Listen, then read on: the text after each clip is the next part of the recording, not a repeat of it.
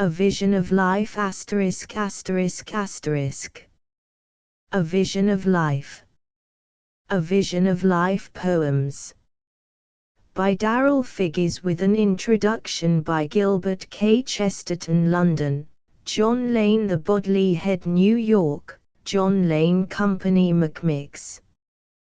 William Brendan and Son, Limited. Printers, Plymouth. To my wife, for nigh 4 years now have these poems sought to snuff the open breeze, returning ever to me broken and disappointed. What bitterness was in this, how deep you alone know, was yours also, but I alone knew that rarer bounty of your instant and unfailing comfort. Therefore, dear, these poems are dedicated to you beyond my power to alter or avert, and it lies for me now but to confirm the finding of the years. Introduction by G. K. Chesterton. There are signs of a certain stirring in English poetry, a minor renaissance of which Francis Thompson may be regarded as the chief ensign and example. It is partly the Elizabethan spirit, that permanent English thing working its way again to the surface, but, of course, like every Renaissance, it is in many ways unlike its origin and model. It is as true in art as it is in religion, that when a man is born again, he is born different. And the latest Elizabethanism has differed not only from the actual Elizabethan work, but from other revivals of it. The great Romantic movement, which was at its height about the beginning of the 19th century, the movement of which Coleridge is perhaps the most typical product, this movement was and even claimed to be a return to the Elizabethan inspiration. This, of course, it was in its revolt against the rhymed rationalism of Pope, in its claim that poetry was a sort of supersense which Pope would have called nonsense. But there were two elements in the Coleridge and Wordsworth movement which prevented it, splendid as it was, from being perfectly Elizabethan. The first was a certain craze for simplicity, even for a somewhat barbaric simplicity, a craze which was much connected with the growing influence of Germany and the purely northern theory of our national origin. People were trying to be Anglo-Saxon instead of English.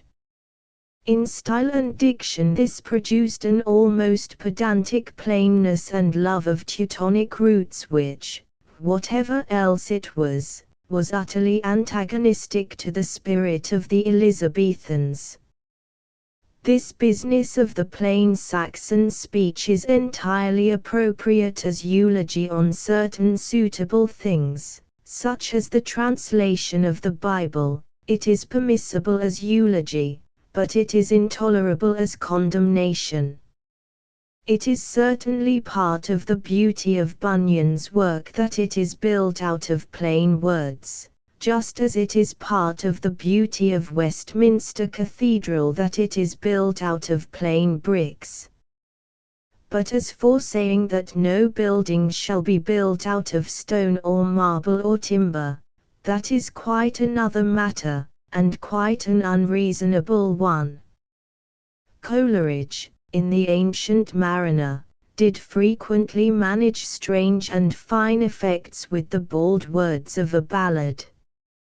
But because I will not go without, they fixed on me their stony eyes that in the moon did glitter is no reason at all why I should go without, revisits thus the glimpses of the moon. The richness and variegation of the old Elizabethan style permitted peculiar and poignant effects which the Wordsworthian ballad, and even the Tennysonian lyric, did not attempt to revive. The principal objection to writing Anglo-Saxon instead of English is, after all, a very simple one, It is that the Anglo-Saxon vocabulary is one of the smallest in the world, while the English vocabulary is one of the largest. Mr. Darrell Figgis is one of those who give this impression of a latter-day return to the Elizabethan spirit, that is, to the real Elizabethan spirit which the Romantic movement omitted, the spirit of Elizabethan enrichment and involution.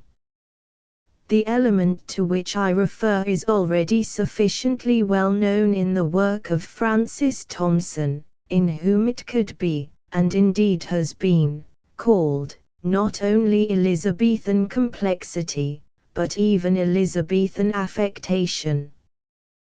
The work of Mr. Darrell Figgis is less elaborate than that extreme though triumphant example, but it has the same essential qualities of sustained and systematic metrical style, of line linked with line in a process requiring the reader's attention, and remote in its very nature from the startling simplicity of the old Romantic ballad.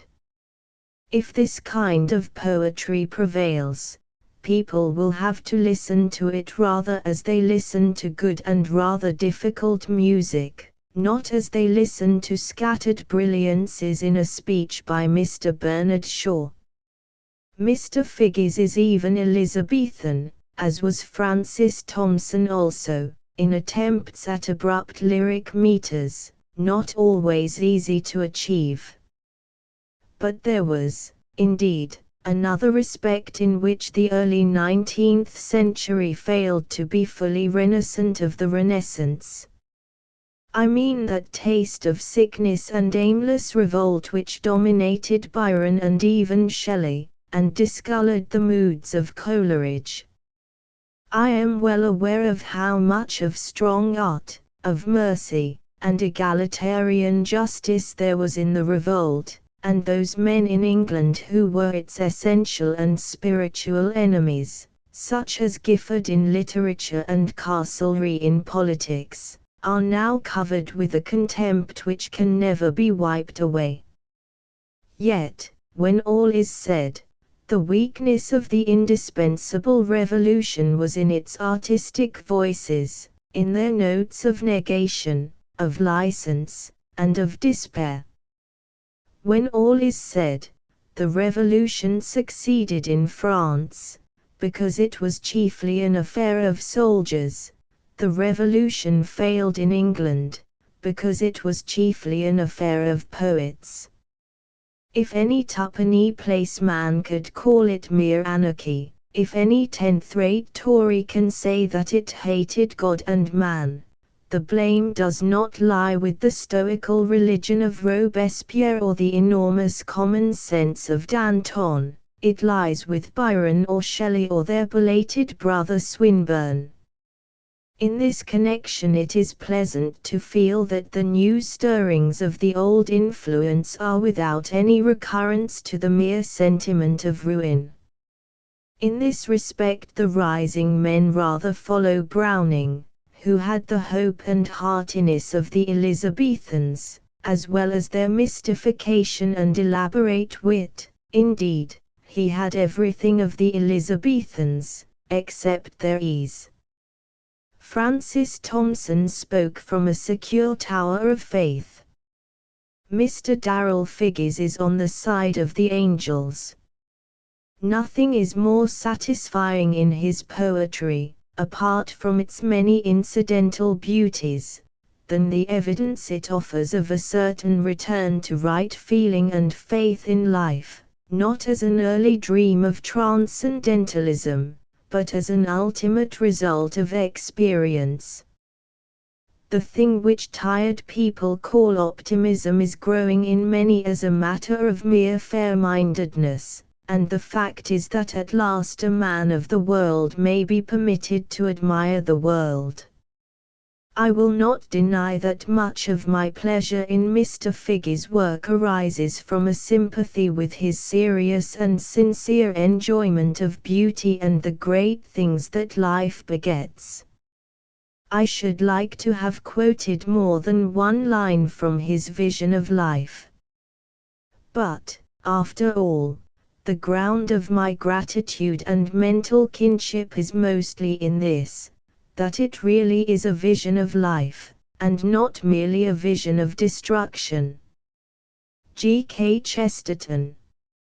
Contents page. A vision of life 3 to a thrush 50 multum in parvo 56 friends vanish at my face 62 a fancy fair comes floating on my thought 63 as is the silver night 64 beloved, hast perceived a throstle tune 66 exile 68 oh, I have thee. As Thor 69 eacheth the type of bliss within his thought 71 a word to the Ch 72 Viking throws 74 sententious 77 an idol of the Broads 82 a Canterbury bell 83 the golden musician 87 to 99 A vision of life.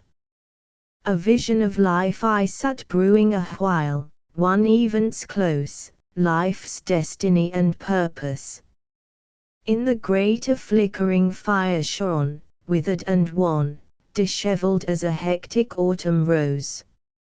So, as I sate, with elfish toe leaping the shrinking embers a spiritus presence passed, and on my thought visions of faded days, paled friendships, dreams of rapturous Mays smitten to drear Decembers, in evanescent postures wrought from forth the flickering gleams. So death still ranged the night athwart the gloom icy and cavernous, that the embers' tune spake sharp and sudden, chasing the shade and flame in elfish gambol round the sombre room. So stepped the night's high noon, while time, steady of sinew and of brow implacable, upwound upon its spool the fitful hours of innocence and shame. Nor solitary, night in its high rule, reigned, for from forth the frosty bowers deft messengers of airy fashion came the rude earth to endow with heavenly mysteries of flowers. So sat I, and my mood grew calm and still, irk fretted away, care, soilure, and distress, the smutch of strife, at the gaunt night's caress unruffled into lofty peace. A will ineffable, previsionary, swelled my thought to something of a twilight mood. Earth faded a while, the frame of sensible things obliviously smote my sensitive touch, the populous warm walls, the grate that held ashes and smoulderings, the frore or behoof, and all of fashion such, transmuted were unto the larger scope of visionary aspect. Thus on wings of guideless flight, and thought I fain would cope, a vision fared on me waiter I would. Then seemed the twilight heavy with filmy glows, forth from before my sight two several ways in opposite invitation rose, owing no kith, diverse of hue as aim. Darkling the right ran, through a drear maze craggy and barren, fulfilled of sloughs and mire, most straightly was it limbed, and oft each side fell sheer to plumbless horror steep, that swept spaceless, in ebon vastiness or-eyed. Surmounted it thus dizzily, o'erleapt fell chasms perilously athwart, abysms gaunt, remorseless bracken tarns, the desert's haunt, each slippery spice and slough, it overcame, winding and wending ever higher and higher tortuous yet steady sure. Even so, despite I could not see aught goal, withal its callow brow to daunt the hazardous soul, it bore a subtle lure touching the deepest founts of high desire. Stretched on my left, thus did it seem to me, broadly a rich domain lay, liberal and affluent, in spacious festival arrayed. Mirth and the wealth of song swelled through its gaily caparisoned cope, whose portals swung wide ope, falling upon my ears in ribaldry and merry laughter lewd. Now hither led it seemingly, soft and strong giddily sprang its mirth and ultimate hope. Yet scarce could I resolve it, for its air quivered and scintillated glamours dense, a palpable mist of golden vapour, whence, on my amazing sight, there flitted nude the flash of forms voluptuous and rare, whose ruby lips soft ruddy juices woody. Pondering I hovered, each the several ways touched its responsive motion, this, that wound whither I knew not, travail amid and stain, awoke the fount of thought, that, the sheer gain of liberal ecstasy, of flowing days and nightless hours forgetful, bound around of workless ease, this spake Olympus found, endeavour's glowing thew, achievement high, that struck all blood to fever, till I fain had slipped the leash. Perplexedly sat I.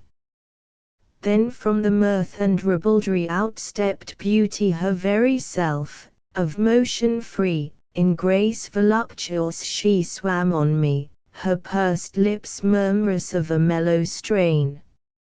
Soft as the stars at evenfall smiled her rare eyes from forth the shimmering air hanging about her yet, her veriest pall, save that an all-exuberant tide of hair entwined her soft and sensuous flesh. So swept she, gracious, I her other heedless thane.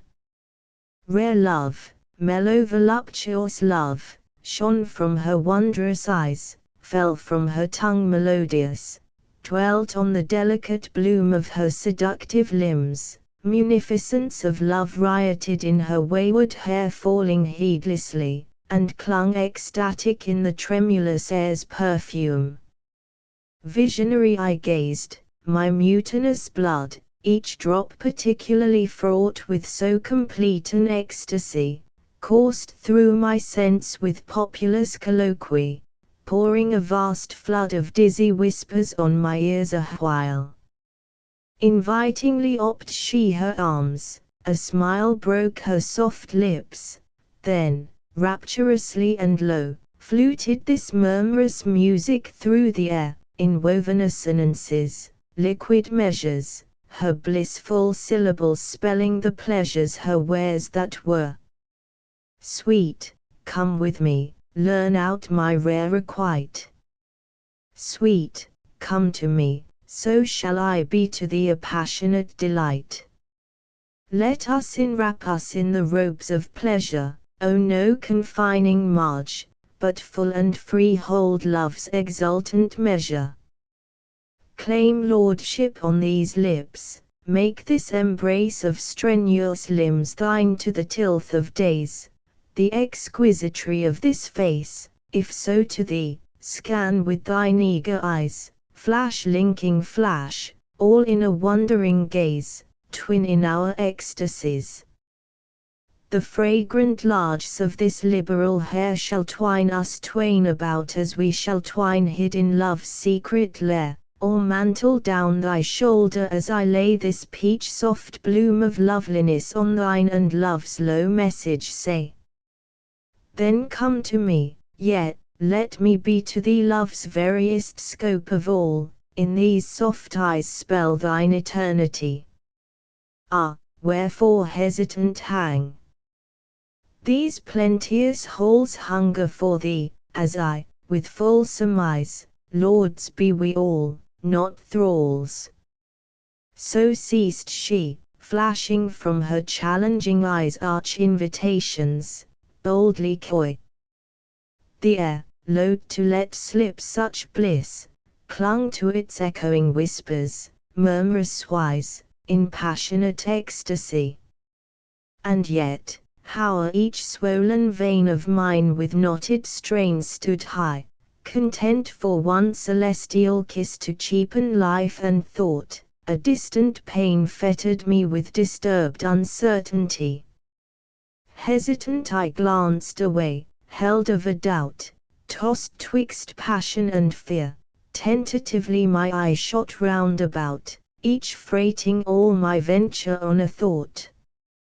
Then from the silvery glooms, a wizardry, fraught with an imperative touch, fell on my soul, drawing all my thought thither with harsh control.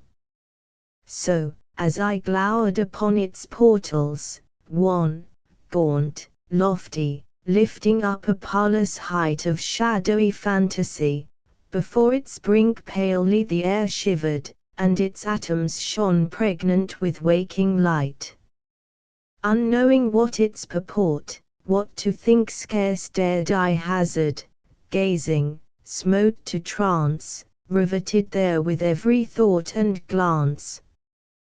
The pallid atoms, hither-thither mazed, smitten with iridescent rigors, shaped as to an outline, gaunt and leanly draped with flowing vesture, bony arms upraised talon-befingered. Its visage all was wan, harrowed and sexless, like some skeleton draped o'er with lifeless skin. Its brow, or what seemed like to brow, hungered the heavy skies. Its glittering eyes gleamed coldly in great orbs. 'Twas steel-lipped. Its trunk, its ruinous midst, oh, tell it not! Most like 'twas to a livid dream forgot, and waked to horror at fell memory's whims. A sweaty terror sat upon my limbs, my natural fell awoke to life, and stood erect with palpable horror, and all my blood crowded its mart of motion, fear bego, thither to escape. Then from the phantom chill upon the palpitant air these measures dripped in numbers ill. Mortal, be not deceived. Despise these cloying measures, they are false. Withhold imagination from the calls of sensuous privilege. Straightway be cleaved thence, and away. And hearken now to me. Heed these rare strictures. Prize not thy frail self, strive for a larger weal, felicity foots only thus. Perplex thy brain for man, and his complacent peace, eschew the pelf of isolate happiness, so shall thy span compound the highest achievement. Manacles spell subtler bliss than liberty, in sooth our veriest liberty, yet if not so, thine the dear joy of conning out the cells of worthier constraint. Scan virtuous truth, search out her compeers with a quickening throe of ecstasied thought. Love justice. Knowledge sue and track, following on though dark disruth dog all thy painful way. Think nobly true, compassionately soothe the sick of soul, life's troubled children. Learn a high control, and abdicate thyself, love's grace to woo. Let equity thine equal fingers turn on low and lofty, sleek and lean alike, achievement's sons and ho so hungering yearn, discriminate not twixt, for all are one and indivisible. Base passions shun and flee, strike not at all, yet if thou strike, strike for the high and meritorious claim, as thou mayest judge, let not thy wrath abide the twilight fall, nor let thy shame of liverous passions issue forth on days that step not yet, sullying thy thought and others' peace, weightier these than thine. Be kind, be true, be sweet, to all and aught. Ponder these principles, deep at thy soul will commendation leap in greeting, lo, even now bestirs thy thought. Arise, divine life as a loftier scroll to trace thy character on, come weal or woe. Passion is soon becharred, but elevate thought strews an increasing larges. Turn aside yon ruddy whore malignant, malign she and her subtle craft are, howsoe'er deceit encompasses her feverous lair. This thy true lot of life, withal 'tis fraught with hardihood and hazard, so abide its mandate to thee, tread it dauntlessly. 'Tis its abundant recompense, and a court all continent. As is my tongue allied with thy quick thought, so hearken thou to me, fearful of naught. Joint with its utterance so, twisting, it thrust its talon fingers through the misty portals, spare and gaunt. Below fearfully sat I then, though less of fear shook o'er my limbs, for thought had spurned the soil, touched by the words, and broken on my ear a callow incongruity betwixt the lips that uttered what the words did woo. The pale air drank the silence, as the coil of tortuous precepts ceased. Then, intermixed, dizzy, as was each thought and riotous sense, there unwound thence vivid upon my soul this nucleus clear, so forth I uttered, Tell me thy name. Who art thou that so biddest me? Whence thy claim, wherefrom derives it? Whither its purport hie? Art thou thine own? If so, declare me now what rare enfranchisement shall bondage ply at thy behest. Else, forth produce thy script, unwind thy high commission, whereto bow perforce I need, heedless of pleasures clipped, or purple rapture, on yon path awry to attempt a hazardous snare. Toward me then turned it, and with baneful stare struck chill my mood defiant. Irked with thought, fear, and the lees of passion, sat I thus, while the dim spectre touched its answer, wrought icily dolorous. I am duty, I sway all the lot of man. His tentative life steps subtly to my measures, in fine deed is my attenuate speech, at very strife his tongue invokes mine arm. I ratify his hesitant counsels, troublous thoughts, with thrall and edict, or annul his querulous creed. Evanishment were very loss of all, it would evacuate the world of what coheres its several elements, social peace, concord and amity, the common lot of neighborly calm, would rot and palter. Cease rebellious queries, heed my formulate call, strip to it, and proceed. Then borne upon a breath melodious, swept a wonder wealth of song vivifying all the air. Again my blood it wrought to populous utterance, hot as strong in riotous desire. Were it to death, my passion mouthed no bit, but in a flood tumultuous had swept me on its wide revelry high, out to the perilous main lawless as limbless, save that the spectral bane fettered me helpless. So once more my tongue uprose, show me thy script. I cried, poised twixt the blushing ecstasy, and the frore spectre of ruinous side.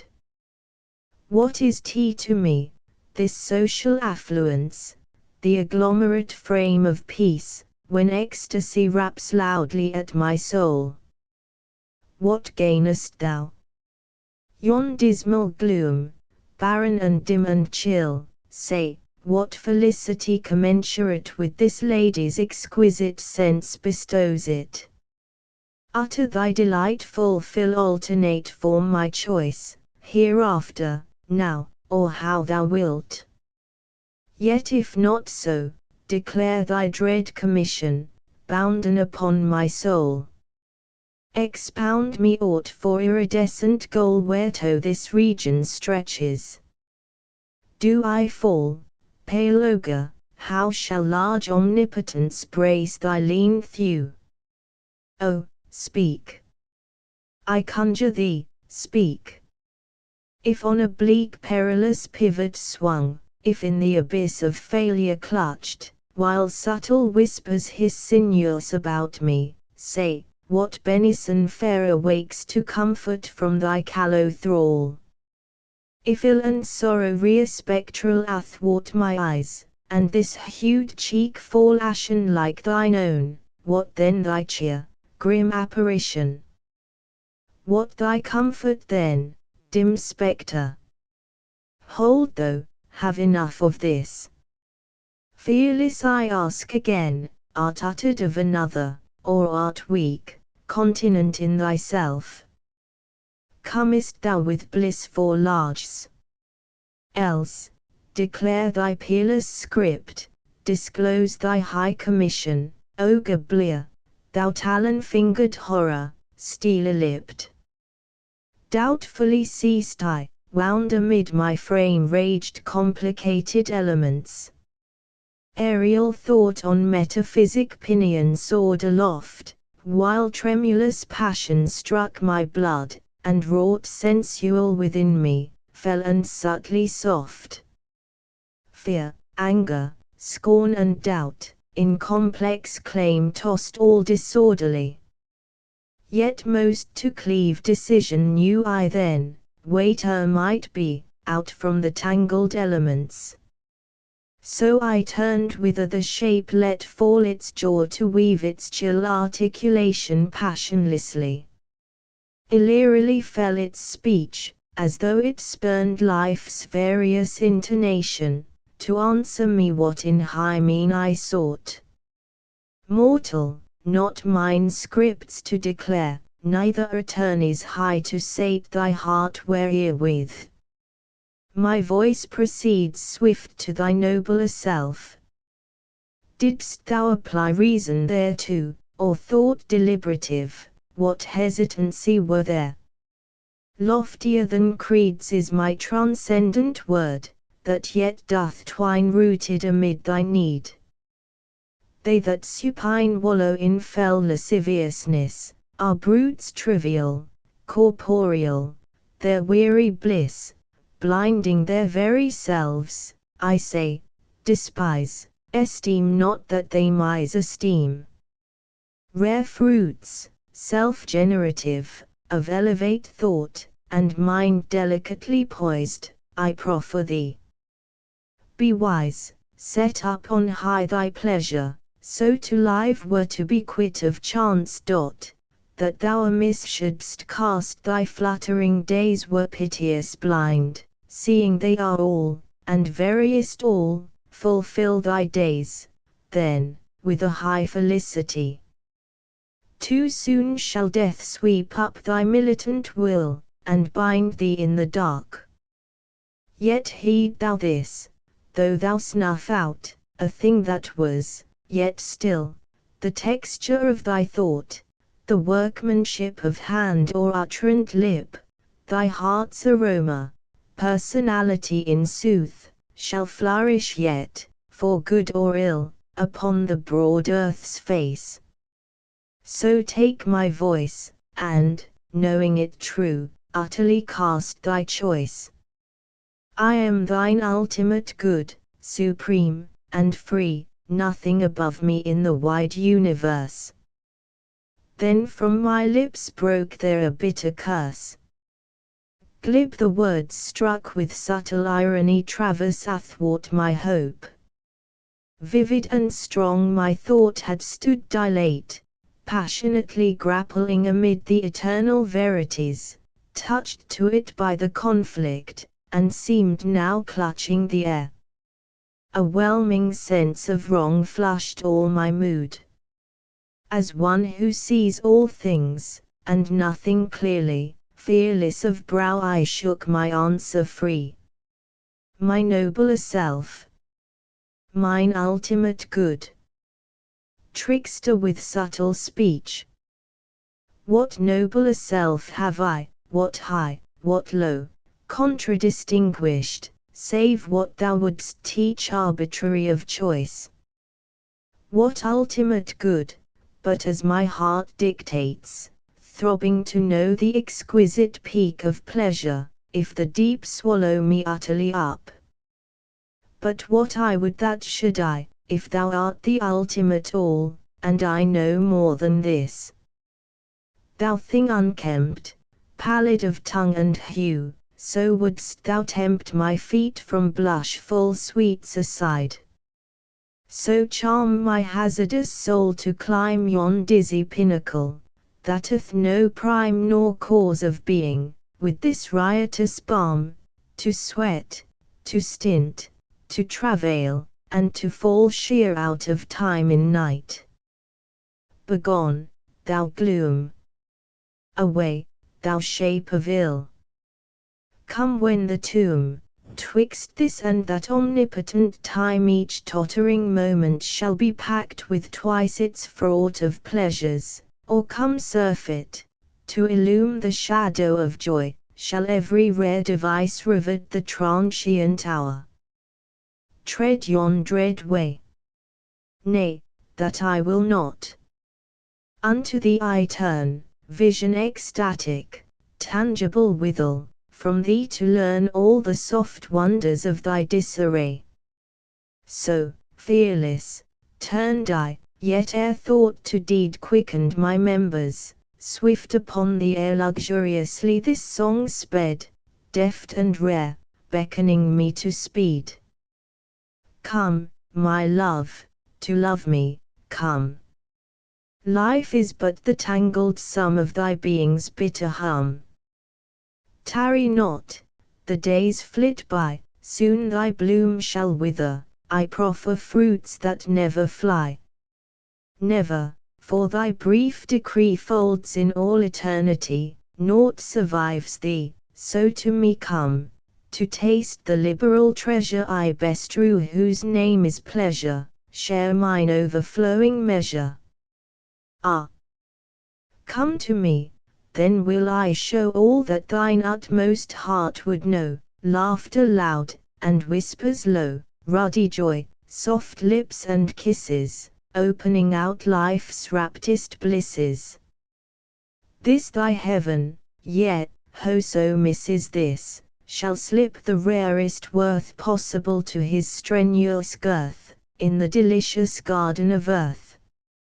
So come to me, dear love, my sweet, time and the hours are all too fleet, quaff my goblet, rarely meet for superb humanity. Confines spurn, be large, be free, tease thy true felicity. What is duty's blatant call? I am duty, I am all, I am beauty, none may fall on aught supremer arm than mine, I am God, I am divine, life's uttermost large's my shrine. Wouldst thou live to wander one? Dearest, never. Freedom con, and share my fearless halcyon. Life is all thy tangled sum, then hold not so, fearful and numb, but come to me, dear husband, come, come. While did I hearkened, held my tremulous limbs a while, and heard, impassioned. From her eyes soft messages flashed o'er their lidded brims coyly upon me. Throwing forth her arms she yearned on me, her hair's luxuriant guise falling carelessly and free, while she her charms spun, threading in her woof of thought. The air, murmuring her music yet, hung over me as heaving breast to breast we stood, surmise holding me feeble and faint, ecstatically. Then did I burst away restraint, tossing off wrinkled care I strode toward the dear angel of my dream. Nigh had I touched her palm, when, swift and clear, loud with the trumpet's tongue, imperative, dulcet to hear, a voice of awful import thundered, "Stay!" Sudden I reared. As doth revulsion give thought interwound with thought, so did it see my hung halting. Furtively, distractedly, I cast my gaze about, so to divine whence the high edict sprang. The ogre blear was gone, fled with its eye malign as it had never been. Far up the course precipitous and steep I seemed to see, anew upon my eyes, a burning dome scintillating, radiating from its source a hesitant gleam adown the path. Entranced I hung upon the sight. Then fear fell on me, for from thence did come, stately, magnificent, tenfold more bright than the sun's vivid noontide, crystal clear, a shape surpassing loveliness. On my thought paled all things else save that transcendent fear. Steadily it advanced, from small to great, from great unreckonable, stately, deliberative, supreme, of port serene and lofty, steadily so it came sweeping the callow path. Struck with its spell I burned with aching eyes.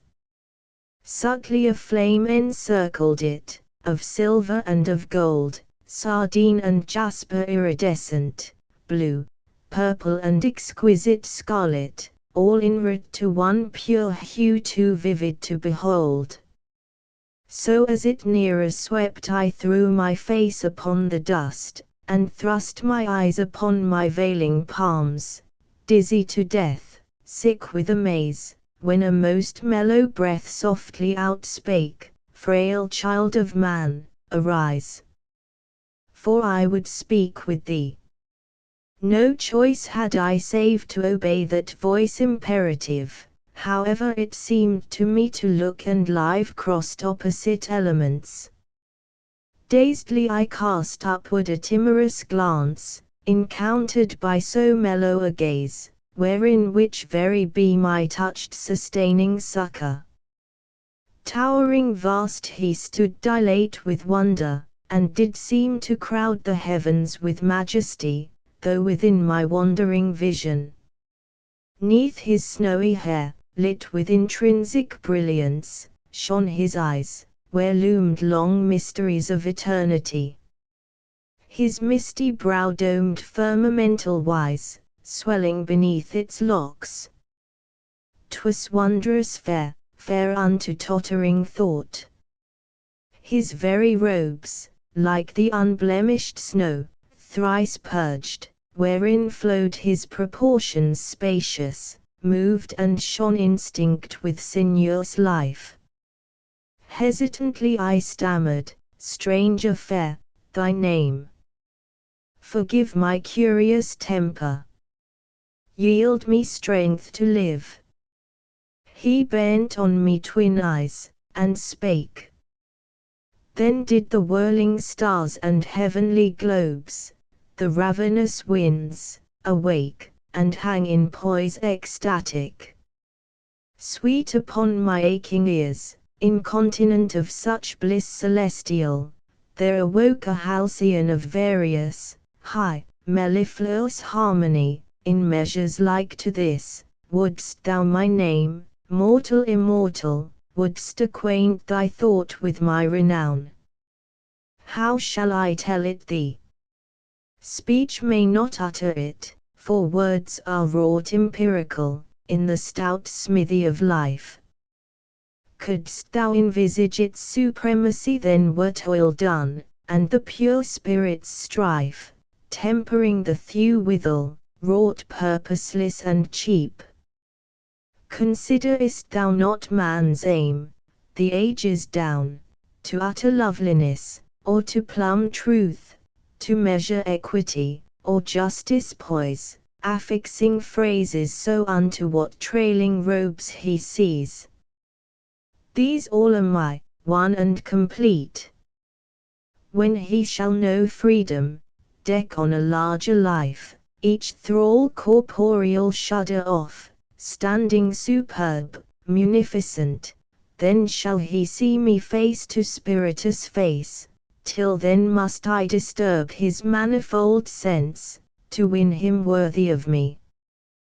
Before his soul awoke was I, nay, more, I touched his thought to life.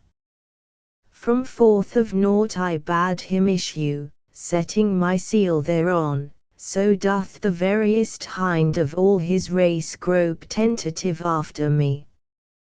Then when he bore manhood erect, unparagoned, upon earth's lucent air I woke the soul of song quired by the sons of morning. All the court of glittering heaven, in the dread womb of night, the stately march celestial, throng on throng wheeling from gloom to gloom, in perilous flight over the unsearched deeps, the air, the seas, the bountiful earth, my handiwork were these in the wide crucibles of steady time.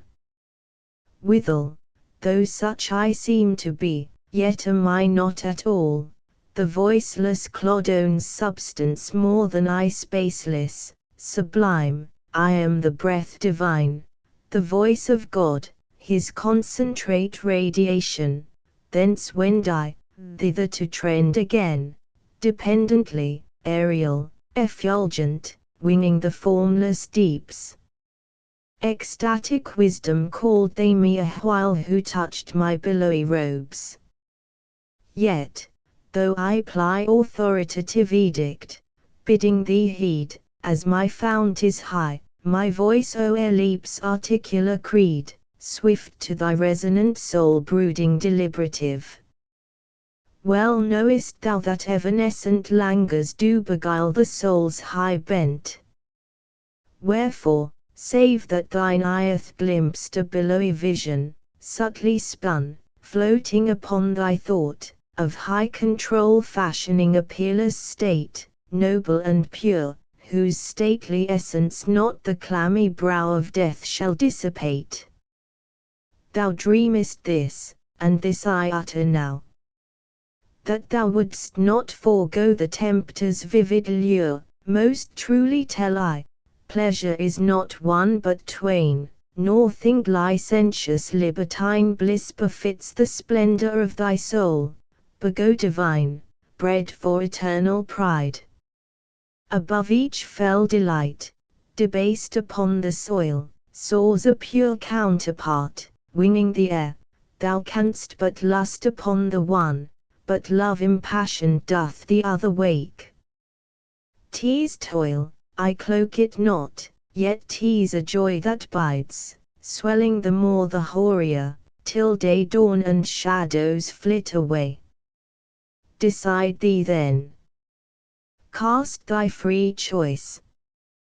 These portals lead thee where, soul-plumed, new realms upon thy flight are born.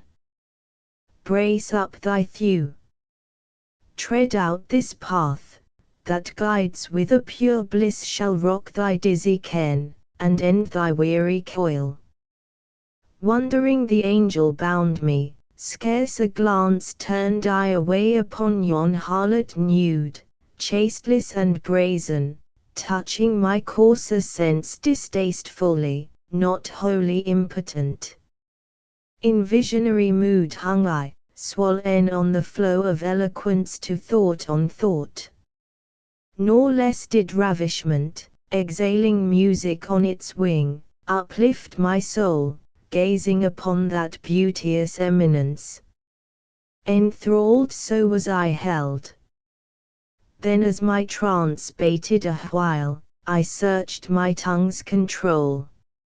Ecstatic flame I broke, yet would I know further one thing. Truly I bow before thee. I yield my due of homage, I adore thee, eternal radiance from on high. Thou bright image immortal. Yet, do I tempt the throe of yon steep way, what strength shall flush my thew sinking amid its steeps? Yea, as I woo its delicate larges, if my feeble might fail of its scintillant goal, what then? What deed, what earnest, decks my quest, so to exchange for problematical bliss the vivid range of present sweets? Fool I to chance the meed of dusk futurity for the portion sprung flashing upon my sight. Forgive this tongue imperious, recalcitrant, yet sure, I utter freely, speaking as I read diverse each several lure.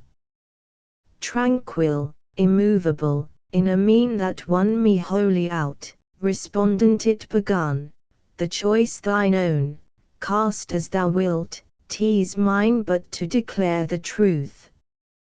Who shall assign aright his lot, him shall I flush with strength, leaping from might to might.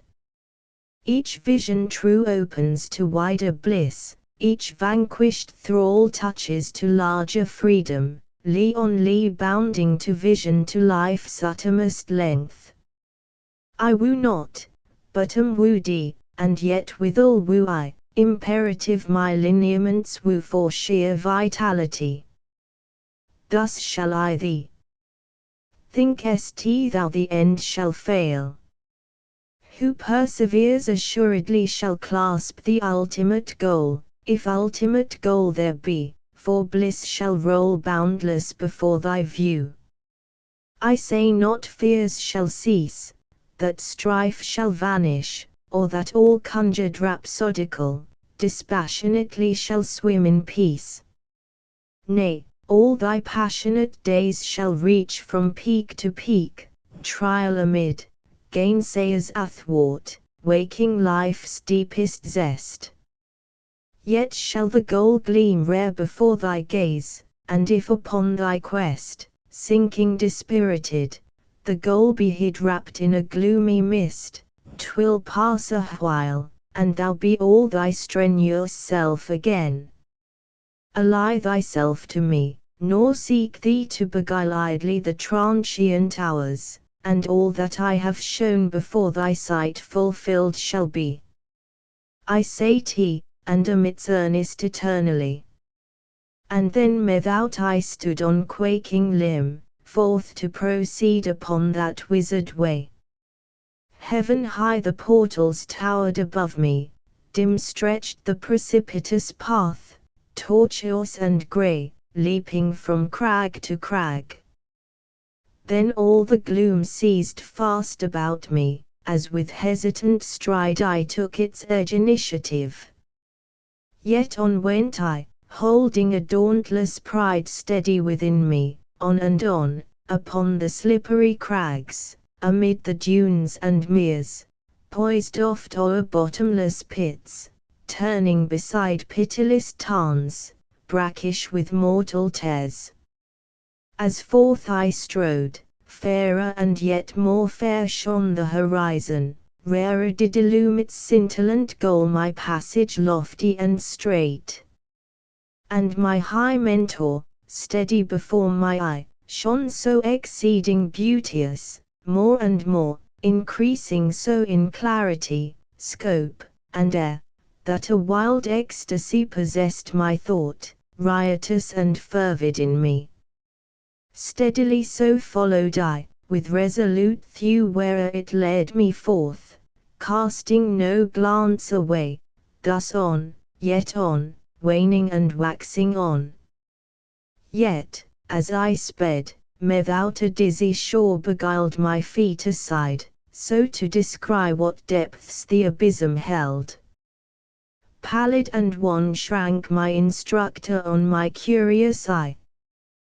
Treading its perilous edge I did essay to plumb the gulf, with darkness doubly fraught, when, gazing with profound intent, a wind broke with an awful triumph up its steep embankments jagged forth on me. All terror-stricken up started I, to find 'twas but the embers crumbling in the grate, loud on the icy night. Awakened so musing I stood to recollect, and lo! My lips had formed to pray a dot, then through the gloom I gat me to my sleep. To a thrush singing one spring morn mid deepest fog throstle bird. I have heard this thy voice of cheer, as I lay in the sway of a waking fear, and its message dropped me peace, from its rapt career. Yet, say how thou mayest now every note prolong. Doth the fog never clog, never still thy song? Doth thy music ever rise mellow, sweet, and strong? Ho! When morn doth adorn shuddering Mother Earth, jocund day swelling gay, kingly in his girth, I may something understand this so mellow mirth. But when morn rises worn, as on gloomy wing, when in murk light doth lurk like some callow thing, tell me, throstle, how thou then cheerily canst sing. Orphan-time peace sublime, mid the fairest day, flickers wan and is gone phantom on its way, then a sudden gloom enshrouds hearts within its sway. Then the smile fades a while, then the laugh is still, then the tune falters, hewn by the touch of ill, then life's music flutters low sorrow to fulfill. Ill content to be pent out of aught, griefs come all unbid right amid spirits frolicsome, ah! Then lips attuned to praise press each other dumb. Yet, sweet bird, naught has blurred these most wondrous throes, melody rapt and free out the midst of woes, may I turn to thee to learn what thy spirit knows. That when gloom like a doom blots the azure sky, I may learn blight to spurn, and the day descry, howsoe'er the word of ill spells the earth awry. Smirk and smutch may I touch to a loftier scheme, irk and doubt ravelling out in a song supreme, as, rare bird, thy spirits turn sturdily thy theme. Multum in parvo babe child, mystery of mysteries, comest thou from the starry skies pleased to don life's motley guise dark and wild. Frail and slight, hardly uttered of the womb, lovest thou sorrow, want and gloom so to exchange for song and bloom sin and blight. Swaddled thus, what a wonder mayest thou be touched by mystic destiny, O, trite possibility marvelous. Drowsy so, doth a mighty spirit brace earthy thews anew, to trace deeds that mock at time and place, bond and throw. Babe fists, shall they clutch the flashing blade, touch the use of politic aid, tilt with sinew undismayed in life's lists? Chubby things, shall they stretch a loving hand unto such on life's rough strand as may never understand sheltering wings? Babe feet, scarce distinguishable forms, must they foot amid life's storms lonely, none to soothe its qualms, none to weet? Wearied, sore, hardly shall they seek to run up the passes where begun all is strife till strife is done evermore. Babe face, shall it wear the print of time, woven o'er with hoary rhyme, or shall death in sunnier clime pallor trace? As years wend, shall its lineaments tell the sage scarred with honorable age, ere life turn its latest page for the end? Liquid eyes, whence out peers the wizard soul, shall its lustre spell control calm, impregnable and whole, firm and wise?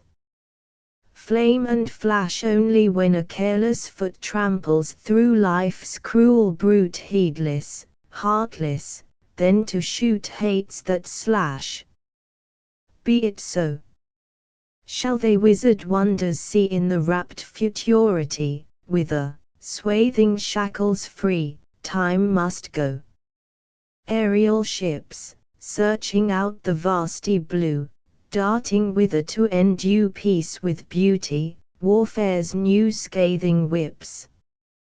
Brotherhood, twining men of every race, knowing neither high nor base, spurning pomp and pride of place, one of brood.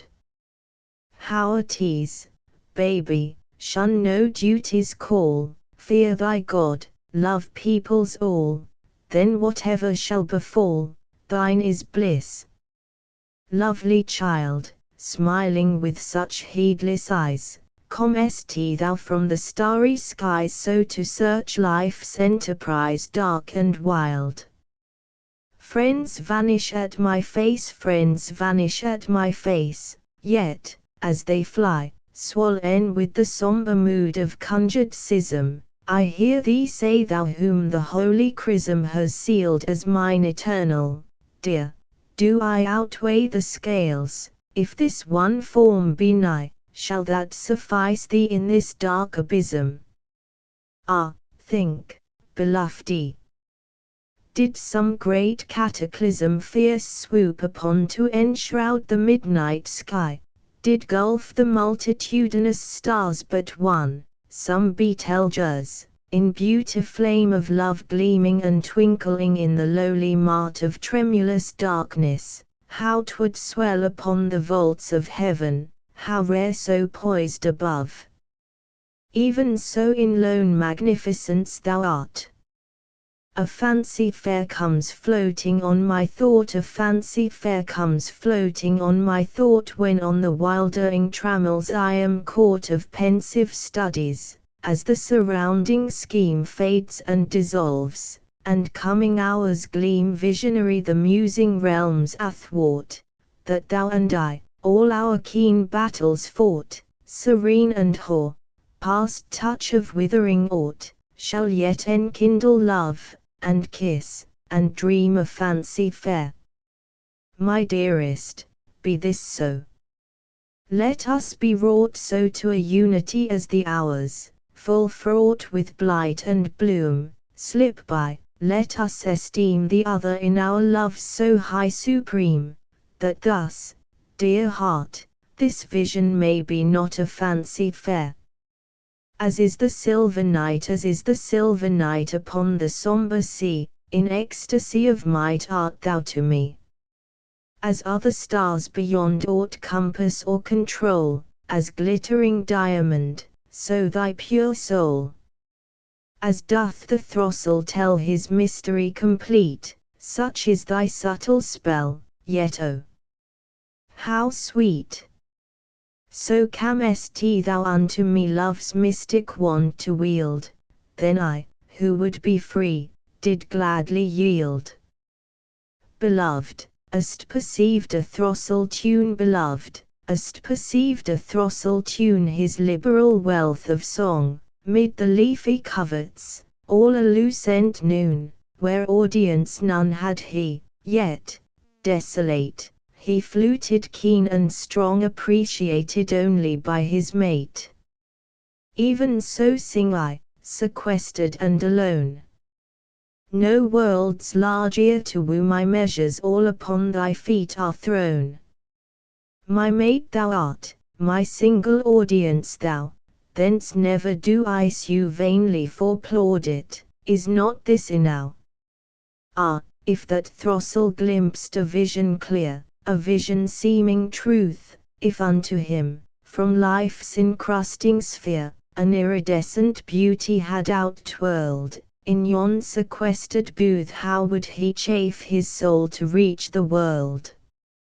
Exile, I awake from dreams of thee, from the unquiet realms of sleep, I awake from felicity, I awake to thoughts that keep their bitterness hid and deep. I awake from dreams of love ecstatic, so pure, so sweet, I awake, 'tis only to prove that the midday sun shall beat on my lonely lips and feet. Oh, I have thee, Asthore, oh, I have thee, Asthore, deep at this heart thy presence is a fragrance subtly rare, as blooms exhale the midnight hour. Waiter I do, will, dream, aspire, achieve, thou art my aim, my end. Nay, more, the absolute part of my soul's life. Should hollow-eyed despair clutch on me, it is only that I fare forth through the day, and barter at life's mart, yet fail to win thee home. When truth to woo me comes, she arrays her in thy form, and those assimilate twins, Beauty and duty, to me are thee and thy soft word. In toil, repose, asleep, awake, thy spirit whispers through me, nor boast I hours thou dost not open close. Eacheth the type of bliss within his thought, eacheth the type of bliss within his thought that utters for him all his life would be, the summit of his soul's felicity, the consummation wherein should be wrought in deft attainment all his spirit bought a while in fervent hope, whose roundest feet was good to pay. 'Tis so, enough. For me, be it amiss or be it fitly sought, this would I crave, that mine and thy full soul may touch their mutual deep content, how life twists its tortuous course, may still control their individuality, yet fare so subtly each on each, that as one whole they might stretch to their goal in God's pure air. A word to the Cho. Penned on Vladimir's Day, the 22nd of January, 1905. Thou great usurper of the liberty of hapless men and maids, this gory shame shall wrap thee in a livid cloak of flame ere days have swollen to years. We who are free, who own no fouling bond of tyranny, we look at thee, and execrate thy name. Nor in our vision art thou quit of blame that by the hand of him who stood for thee this bloody deed was done. Across the years, and from the lips of peoples one and all, a mighty curse rolls on, to reach his ears who silently surveys thy hastening fall. Soon may his might pluck from thy reeking hand thy baton of a self-usurped command. Viking throws life's a battle, full of stress, full of change, struggle, combat, weariness, circling range, be limbs and heart sore heavy, yet foe on foe is set. Give me fingers for the fight keen and strong, give a mind that swerves no might mid the throng, beget me valor, stiffly grown, hewn to stand alone. Grant such virtue so to be so to dare, that though all may faint or flee, howsoe'er the fight may turn, I yet shall stand firm in eye and hand. Let some purpose through my tears gleam and glow, let not the ruining years, full of woe, engulf then in their dim embrace that high spectral grace. Yet, all boon of boons above, this I crave, let a tender ample love my spirit save forth from the harsh and gentle chains fight so oft attains. Sententious heard I a preacher loud and high, with speech mellifluous, who deftly wove before mine eye doctrines circuitous. I heard him, I gladly heard all he had to tell, thinking full many a prettier bird warbled a tithe as well. Then thought I, friend, full sweet to hear, yet say, were I in need, were all about dim and drear, what then might be your deed? Full glibly do the lips relate expressions that the heart never hath gripped, whose pomp and state of utterance dwell apart. And what their worth? Barren and bald if it be that the hand wakes not so ready, weaner called, to make request command. To speak, to speech, to vaunt and preach, how passing easy 'tis. But to stretch forth a loving hand to souls in ill's abyss, such is the noblest part of life, well to know it deep. For speech, mid daily stress and strife oft rocks the deed asleep. An idol of the Broads as on a river fair I sped, my boat beneath mine oars nigh flew, amazed I saw a Scotsman's head whose form and visage well I knew. He hailed me by my name, and I, astonied thus to see him near, my scudding craft did thither hie with gladness, mixed withal with fear. For with immense accoutrement he fished for fishes merrily, elaborate, magnificent, a very king of fishers he. His line was of the best, his rod superb, as likewise was his float, and, scorning by his mother sod, he stood upon a varnished boat. His mien was mighty, seriousness lit o'er his steadfast countenance, he grasped his rod with firm caress, anxiety in every glance. His son lay by to render aid when salmon carried off his bait, or whales, maybe, who naught afraid cared nothing for his sombre state. With reverence and thrilling throe I drew anear with slow approach, yet need I not have quivered so, for all that river held was roach. To a Canterbury belle, rare lovely bloom, dear sweet simplicity, nodding beneath the heavens thy delicate lure. Thine exquisite sculpture doth upcall on me the realms of wonder, visionary and pure. I gaze on thee, thou waxen delicate, until the world and all its strutting pelf fade wanly hence, and an ecstatic scene of fauns and goblins, decked in legend state, steps faintly forth, to bear my dizzy self within their tripping circles, naught between. There, mid the hedgerows' tortuous garlands, fair and blithe thou droopest thy lovely brow, and thence thy zephyry fragrance, delicate and rare, steals with a dewy breath upon my sense. Eager I seek thee out then, to behold thy bell upon the vesper breezes toll pomp's knelling requiem with solemn nod, thou purest joy, mid teeming fold on fold of prodigal waywardness, is this thy dole, simplicity that boasts no touch save God.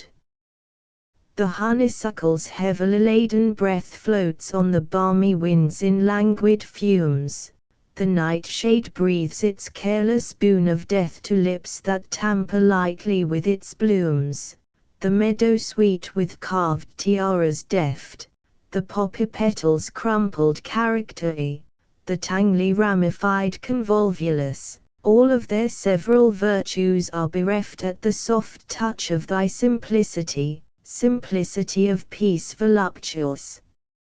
O, exquisite marvel, whither shall I turn to sate the thirstings thou hast spoken up? My soul with vast inquietude doth burn. Rare draughts are there within thy luscious cup that I may put my lips upon its brim, and, sloughing off earth's smutch and soilure, quaff deeply the secrets of eternal ease. Or swayest thou merely as a transient whim, idle, capricious, windward-driven chaff? Yet surely, surely thou art more than these. Or very all, or very nothing, why hast thou upspoken thirst for what is not? If thou and I shall clutch the gloom, and die, life but a tangled boon, a vicious blot, spun by the sightless powers. Nay, shalt not thou, elate, clad in eternal vestiture, greet me upon the eternal marge? Yet, then, shall not I, ageless wisdom on my brow, spell out thy charm occult? Sweet mystery pure, so shall I search thy secrets yet again. The golden musician melodious bird, thy winsome word falls sweetly on my ear. Stupendous song, 'tis borne along, mellow and deft and clear, till each soul nook with music shook rings back with merry cheer. What vivid change will it so range? Swiftly 'twill follow after a pensive chirp with gay stoop stirp ringing with merry laughter, until its chime in resonant rhyme echoes from roof and rafter. the livelong day, come gloom or grey, always and ever singing, be tea bliss or ill, so singing still, cheerily, merrily ringing, thou upon us in music thus spray of delight art flinging. Is it a strand, a vagrant hand, from love's exalted treasure, so bearing us voluptuous rare peals of delicate pleasure, thrilling the soul, though vast and whole its fullness mocks all measure? 'Tis as a word inwardly stirred, as memory subtly lingers o'er hours fled by the noon, that lie past touch of confident fingers, yet that upcall the bowered hall, the voice of silent singers. Then say, homage of antique age, these, are they gifts of olden and love-leet days, whereto in praise I utter back beholden? See, see, thy throat trilling, each note throbs like a zephyr golden. There, as I gaze in rapt amaze, swollen with rare emotion, fervid of joy, scorning alloy, spurning a base devotion to shackled earth, it trips a mirth all of a heavenly potion. A murmurous note doth freely float like waves of rippling water, then a high song doth course along to sorrow uttering slaughter, commanding forth in merry wrath bliss and her jocund daughter. Attenuate heights in perilous flights, soaring in eagle fashion, thou seekest out, from whence about on aching ears there flash on rhythms unwrit, delights untaught, echoes of ageless passion. Oh, this divine rare lay of thine rings like a heavenly lyric, lulling each sense, wafting me hence, bidding the world's empiric fade on my ear a while, to hear thy cadence full and spheric. Thy splendid boon of glorious tuneth tongues of fire cloven, each diverse part with subtle art, each period rich and proven, to touch to one theme till 'tis spun of texture interwoven. Ecstatic dreams, are these thy themes? Stung by thy wondrous lyre, so wilt thou go with quickening glow, on wings of flameless fire, from light to light in fearless flight of music ever higher, till every cloud in passion proud mightily burst asunder, display a new translunar view with its own soul of wonder, be 't as it may, a wizard lay, or ecstasy of thunder. For every sphere thy song's career so bursts upon to capture, amply is strewn with rhythmic tune, wherein to adapt your melodious verse and then rehearse once more its delicate rapture. Hardly content with music pent in melodies once given, wilt thou again repeat the strain, till on by passion driven, that every clause may peal applause of harmony twice striven. Oh, that the muse would touch to use this lyre as thine 'tis using. Then might I rise with mystical eyes, swollen with the theme of musing, soaring athirst my song to burst with utterance scarce of choosing. So song would scorn corporeal born, dilated so pursuing with eager breast its passionate quest, all transient worth eschewing, pausing its lute a while when, mute, life's towering vasts reviewing. How then 'twould wear a rapture rare, an otherworldly glory, in rich array each simple lay decking life's thought or story, still dew impaled were all the world sombre and blear and hoary.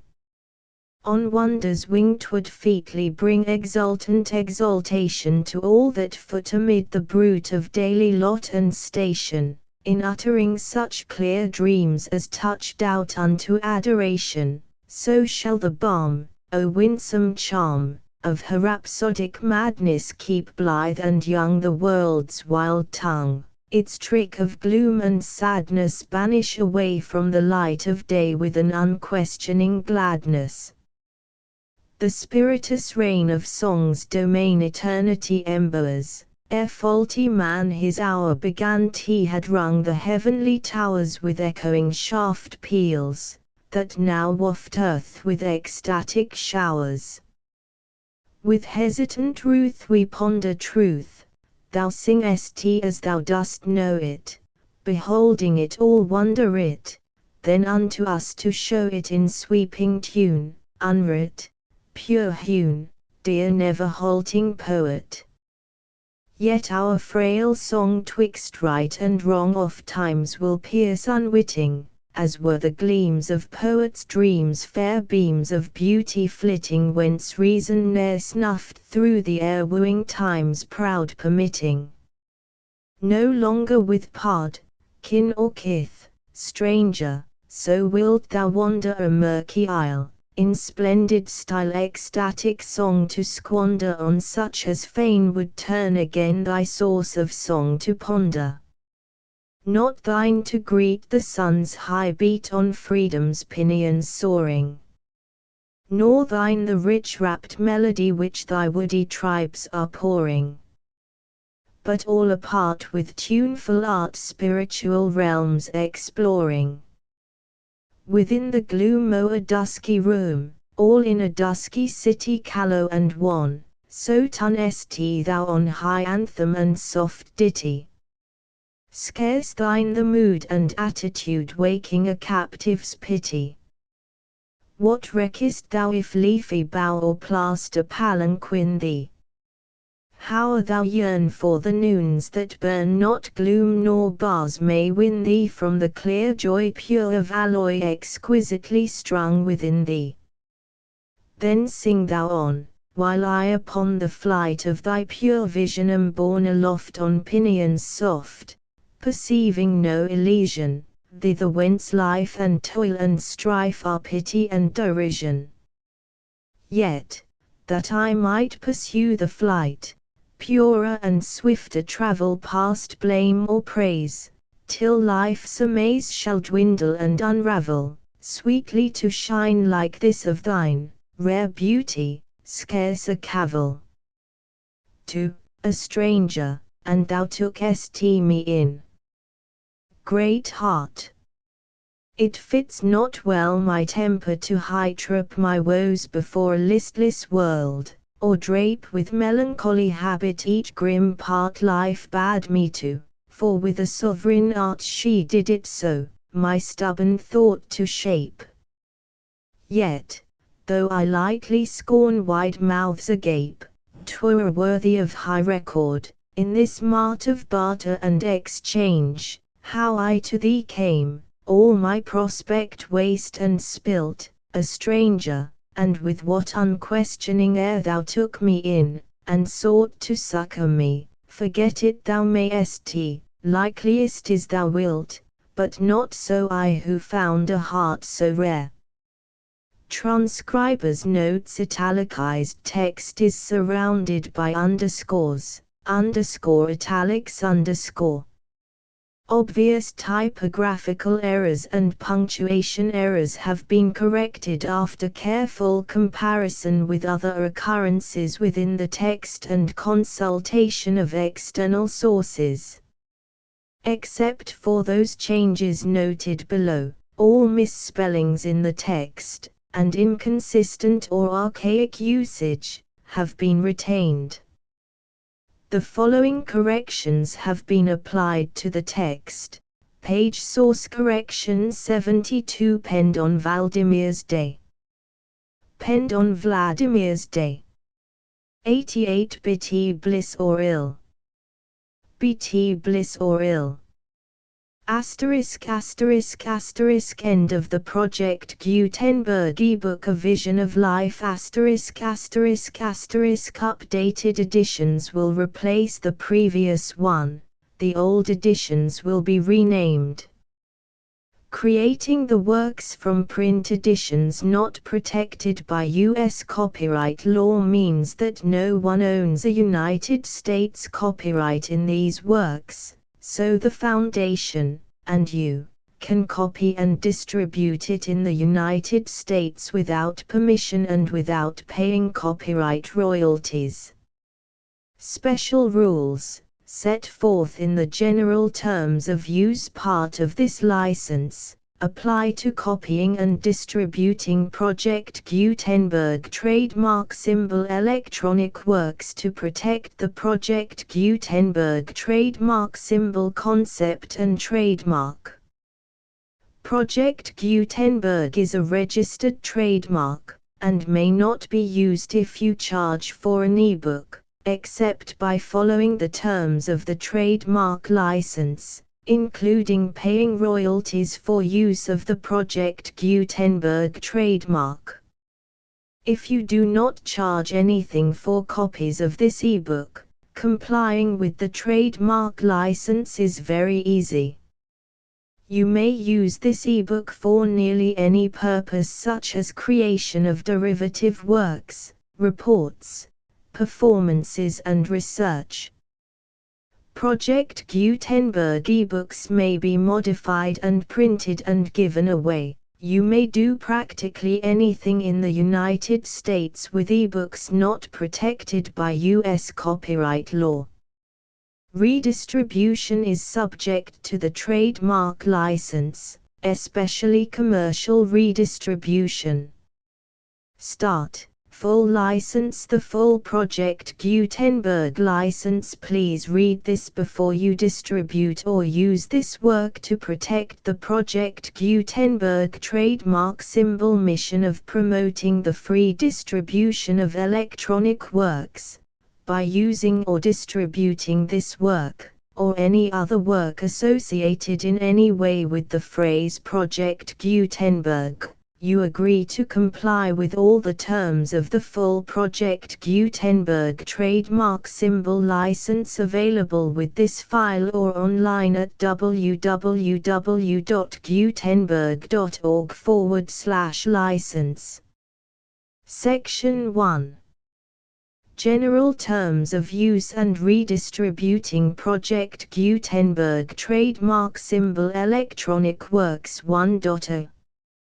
By reading or using any part of this Project Gutenberg trademark symbol electronic work, you indicate that you have read, understand, agree to and accept all the terms of this license and intellectual property, trademark/copyright, agreement. If you do not agree to abide by all the terms of this agreement, you must cease using and return or destroy all copies of Project Gutenberg trademark symbol electronic works in your possession. If you paid a fee for obtaining a copy of or access to a Project Gutenberg trademark symbol electronic work and you do not agree to be bound by the terms of this agreement, you may obtain a refund from the person or entity to whom you paid the fee as set forth in paragraph 1.e.8. 1.b. Project Gutenberg is a registered trademark. It may only be used on or associated in any way with an electronic work by people who agree to be bound by the terms of this agreement. There are a few things that you can do with most Project Gutenberg trademark symbol electronic works even without complying with the full terms of this agreement. See paragraph 1.c below. There are a lot of things you can do with Project Gutenberg trademark symbol electronic works if you follow the terms of this agreement and help preserve free future access to Project Gutenberg trademark symbol electronic works. See paragraph 1.e below. 1.c. The Project Gutenberg Literary Archive Foundation, the Foundation or PGLAF, owns a compilation copyright in the collection of Project Gutenberg trademark symbol electronic works. Nearly all the individual works in the collection are in the public domain in the United States. If an individual work is unprotected by copyright law in the United States and you are located in the United States, we do not claim a right to prevent you from copying, distributing, performing, displaying or creating derivative works based on the work as long as all references to Project Gutenberg are removed. Of course, we hope that you will support the Project Gutenberg trademark symbol mission of promoting free access to electronic works by freely sharing Project Gutenberg trademark symbol works in compliance with the terms of this agreement for keeping the Project Gutenberg trademark symbol name associated with the work. You can easily comply with the terms of this agreement by keeping this work in the same format with its attached full Project Gutenberg trademark symbol license when you share it without charge with others. 1.d. The copyright laws of the place where you are located also govern what you can do with this work. Copyright laws in most countries are in a constant state of change. If you are outside the United States, check the laws of your country in addition to the terms of this agreement before downloading, copying, displaying, performing, distributing or creating derivative works based on this work or any other Project Gutenberg trademark symbol work. The Foundation makes no representations concerning the copyright status of any work in any country other than the United States. 1.e. Unless you have removed all references to Project Gutenberg, 1.e.1. The following sentence, with active links to, or other immediate access to, the full Project Gutenberg trademark symbol license must appear prominently whenever any copy of a Project Gutenberg trademark symbol work, any work on which the phrase Project Gutenberg appears, or with which the phrase Project Gutenberg is associated, is accessed, displayed, performed, viewed, copied or distributed. This ebook is for the use of anyone anywhere in the United States and most other parts of the world at no cost and with almost no restrictions whatsoever.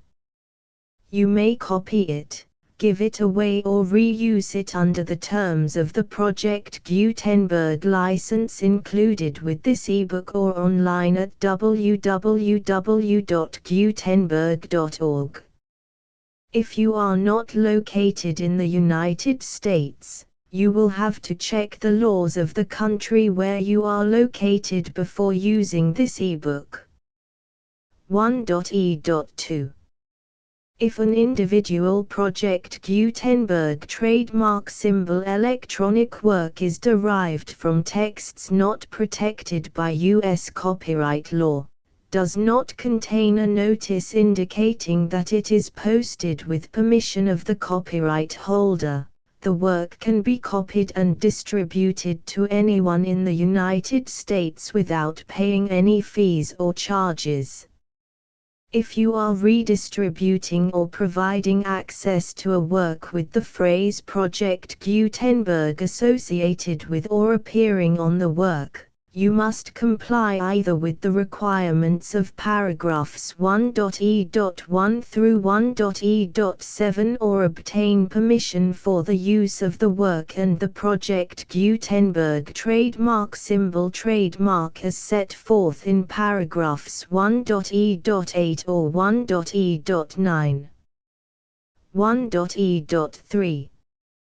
If an individual Project Gutenberg trademark symbol electronic work is posted with the permission of the copyright holder, your use and distribution must comply with both paragraphs 1.e.1 through 1.e.7 and any additional terms imposed by the copyright holder. Additional terms will be linked to the Project Gutenberg trademark symbol license for all works posted with the permission of the copyright holder found at the beginning of this work. 1.e.4 Do not unlink or detach or remove the full Project Gutenberg trademark symbol license terms from this work, or any files containing a part of this work or any other work associated with Project Gutenberg trademark symbol. 1.e.5 Do not copy, display, perform, distribute or redistribute this electronic work, or any part of this electronic work, without prominently displaying the sentence set forth in paragraph 1.e.1 with active links or immediate access to the full terms of the Project Gutenberg trademark symbol license. 1.e.6 You may convert to and distribute this work in any binary, compressed, marked up, non-proprietary or proprietary form, including any word processing or hypertext form. However, if you provide access to or distribute copies of a Project Gutenberg trademark symbol work in a format other than plain vanilla ASCII or other format used in the official version posted on the official Project Gutenberg trademark symbol website, www.gutenberg.org, you must, at no additional cost, fee or expense to the user, provide a copy, a means of exporting a copy, or a means of obtaining a copy upon request, of the work in its original plain vanilla ASCII or other form. Any alternate format must include the full Project Gutenberg trademark symbol license as specified in paragraph 1.e.1. 1.e.7 Do not charge a fee for access to, viewing, displaying, performing, copying or distributing any Project Gutenberg trademark symbol works unless you comply with paragraph 1.e.8 or 1.e.9. 1.e.8 You may charge a reasonable fee for copies of or providing access to or distributing Project Gutenberg trademark symbol electronic works provided that you pay a royalty fee of 20% of the gross profits you derive from the use of Project Gutenberg trademark symbol works calculated using the method you already use to calculate your applicable taxes. The fee is owed to the owner of the Project Gutenberg trademark symbol trademark, but he has agreed to donate royalties under this paragraph to the Project Gutenberg Literary Archive Foundation. Royalty payments must be paid within 60 days following each date on which you prepare, or are legally required to prepare, your periodic tax returns. Royalty payments should be clearly marked as such and sent to the Project Gutenberg Literary Archive Foundation at the address specified in Section 4, Information about donations to the Project Gutenberg Literary Archive Foundation. You provide a full refund of any money paid by a user who notifies you in writing, or by email, within 30 days of receipt that he does not agree to the terms of the full Project Gutenberg trademark symbol license. You must require such a user to return or destroy all copies of the works possessed in a physical medium and discontinue all use of and all access to other copies of Project Gutenberg trademark symbol works. You provide, in accordance with paragraph 1.f.3, a full refund of any money paid for a work or a replacement copy, If a defect in the electronic work is discovered and reported to you within 90 days of receipt of the work, you comply with all other terms of this agreement for free distribution of Project Gutenberg trademark symbol works. 1.e.9. If you wish to charge a fee or distribute a Project Gutenberg trademark symbol electronic work or group of works on different terms than are set forth in this agreement, you must obtain permission in writing from the Project Gutenberg Literary Archive Foundation, the manager of the Project Gutenberg trademark symbol trademark. Contact the Foundation as set forth in Section 3 below. 1.f1.f.1 Project Gutenberg volunteers and employees expend considerable effort to identify, do copyright research on, transcribe and proofread works not protected by U.S. copyright law in creating the Project Gutenberg trademark symbol collection. Despite these efforts, Project Gutenberg trademark symbol electronic works, and the medium on which they may be stored, may contain defects such as, but not limited to, incomplete, inaccurate or corrupt data, transcription errors, a copyright or other intellectual property infringement, a defective or damaged disk or other medium, a computer virus, or computer codes that damage or cannot be read by your equipment. 1.f.2 Limited warranty, disclaimer of damages, except for the right of replacement or refund described in paragraph 1.f.3, the Project Gutenberg Literary Archive Foundation, the owner of the Project Gutenberg trademark symbol trademark, and any other party distributing a Project Gutenberg trademark symbol electronic work under this agreement, disclaim all liability to you for damages, costs and expenses, including legal fees. You agree that you have no remedies for negligence, strict liability, breach of warranty or breach of contract except those provided in paragraph 1.f.3. You agree that the Foundation, the trademark owner, and any distributor under this agreement will not be liable to you for actual, direct, indirect, consequential, punitive or incidental damages even if you give notice of the possibility of such damage. 1.f.3 Limited right of replacement or refund. If you discover a defect in this electronic work within 90 days of receiving it, you can receive a refund of the money, if any, you paid for it by sending a written explanation to the person you received the work from. If you received the work on a physical medium, you must return the medium with your written explanation.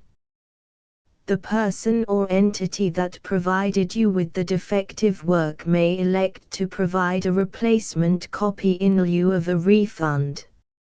If you received the work electronically, the person or entity providing it to you may choose to give you a second opportunity to receive the work electronically in lieu of a refund. If the second copy is also defective, you may demand a refund in writing without further opportunities to fix the problem. 1.f.4 Except for the limited right of replacement or refund set forth in paragraph 1.f.3, this work is provided to you as is, with no other warranties of any kind, express or implied, including but not limited to warranties of merchantability or fitness for any purpose. 1.f.5 Some states do not allow disclaimers of certain implied warranties or the exclusion or limitation of certain types of damages. If any disclaimer or limitation set forth in this agreement violates the law of the state applicable to this agreement, the agreement shall be interpreted to make the maximum disclaimer or limitation permitted by the applicable state law. The invalidity or unenforceability of any provision of this agreement shall not void the remaining provisions.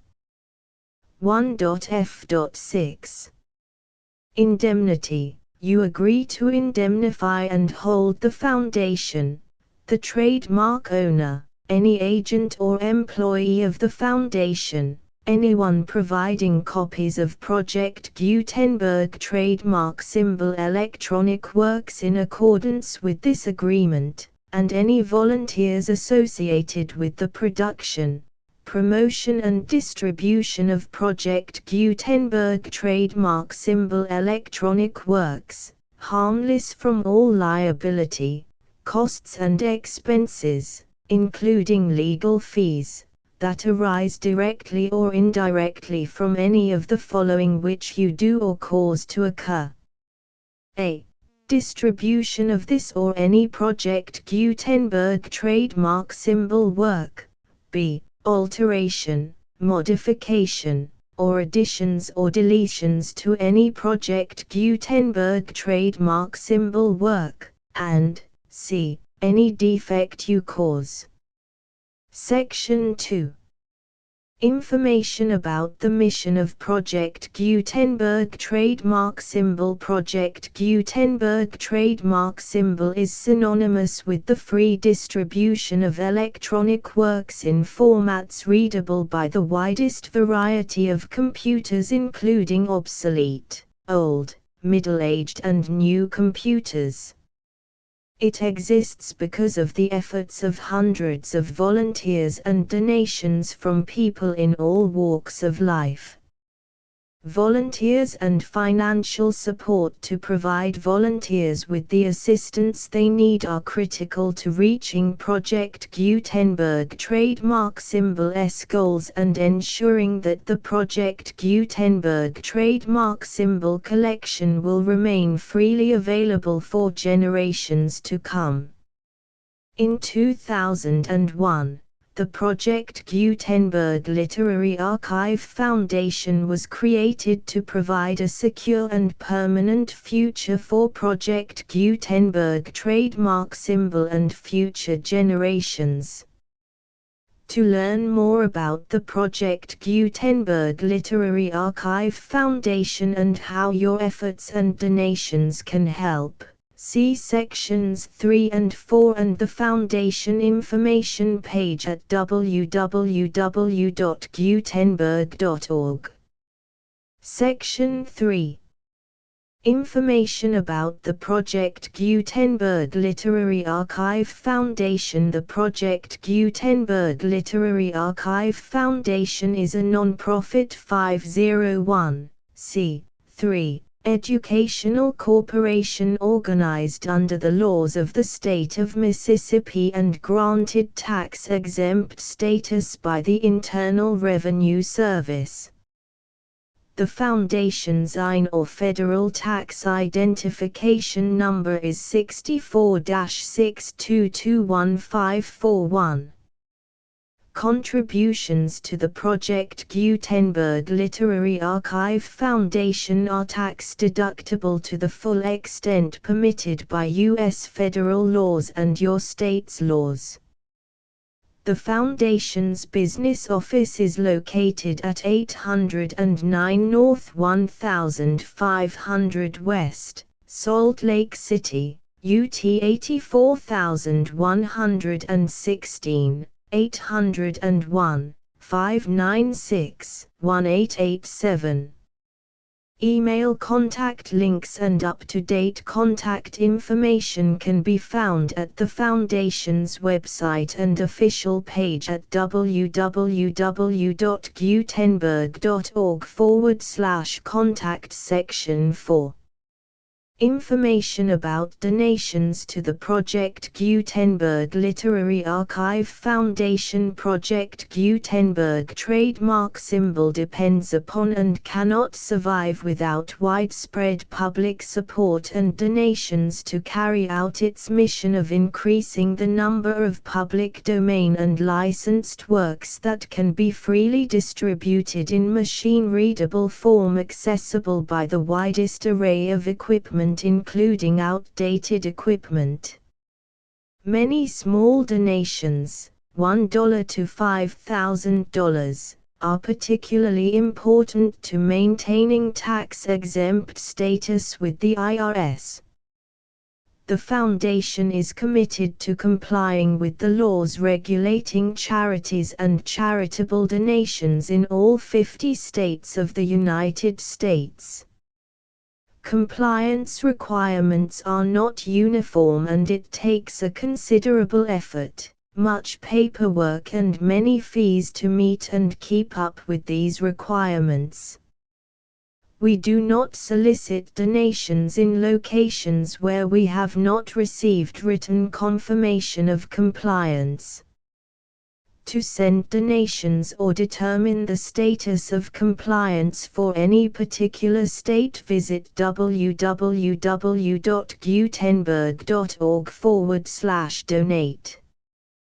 While we cannot and do not solicit contributions from states where we have not met the solicitation requirements, we know of no prohibition against accepting unsolicited donations from donors in such states who approach us with offers to donate. International donations are gratefully accepted, but we cannot make any statements concerning tax treatment of donations received from outside the United States. U.S. laws alone swamp our small staff. Please check the Project Gutenberg web pages for current donation methods and addresses. Donations are accepted in a number of other ways, including checks, online payments and credit card donations. To donate, please visit www.gutenberg.org/donate. Section 5. General information about Project Gutenberg trademark symbol. Electronic Works. Professor Michael S. Hart was the originator of the Project Gutenberg trademark symbol concept of a library of electronic works that could be freely shared with anyone.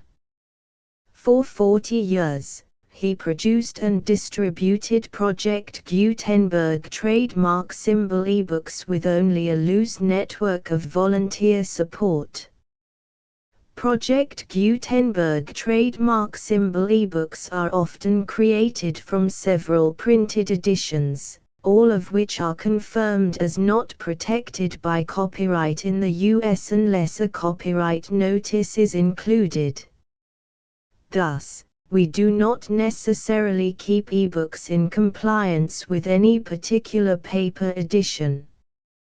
Most people start at our website, which has the main PG search facility, www.gutenberg.org. This website includes information about Project Gutenberg trademark symbol, including how to make donations to the Project Gutenberg Literary Archive Foundation, how to help produce our new ebooks, and how to subscribe to our email newsletter to hear about new ebooks.